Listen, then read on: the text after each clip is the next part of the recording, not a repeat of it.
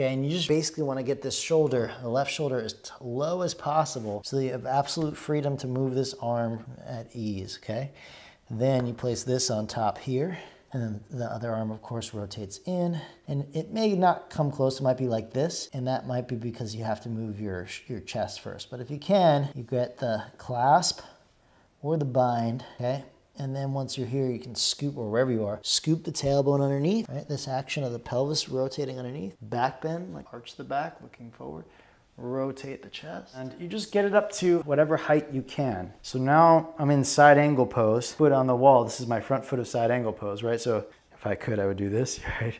So now I'm in side angle pose. And once I get here, I try to get this right shoulder as deep as possible so I can hold on to my ankle or whatever here. Okay, and now again, I'll just say if you can't get it all up on a wall like this, put it up on a desk or on a chair or something lower. This pelvis tends to press forward, so move the left groins back, pelvis back, and bow forward with your chest to try to now get your right arm underneath for the bind, okay? If you can't get the bind, of course, you're gonna find a way to pass a strap to yourself, right? Now, try to lengthen your chest. So now you're in bound side angle at the wall, which is it is bound side angle almost to exact T, except for the relationship to gravity, but it's also preparing you. You can pull your right shoulder back into your arm. It's preparing you now for birds of paradise in this bound side angle at the wall. You know, when I come up to this pose and I get my bind, I can walk this bottom foot closer to the wall, okay?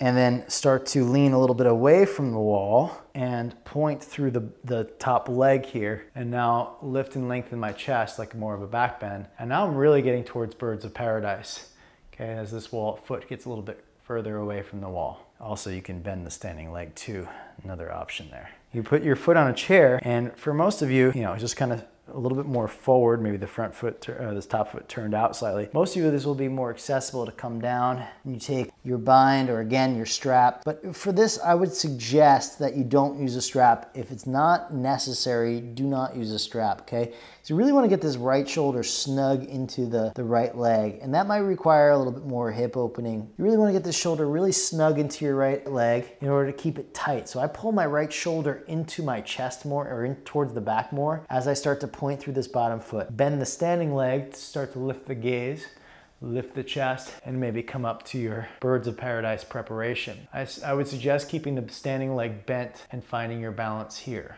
okay? And then you come back down, place the foot on the chair, and unwind yourself. Okay. I would argue that getting your nice tight bind here and being here is much better than dropping it down like this and being, here.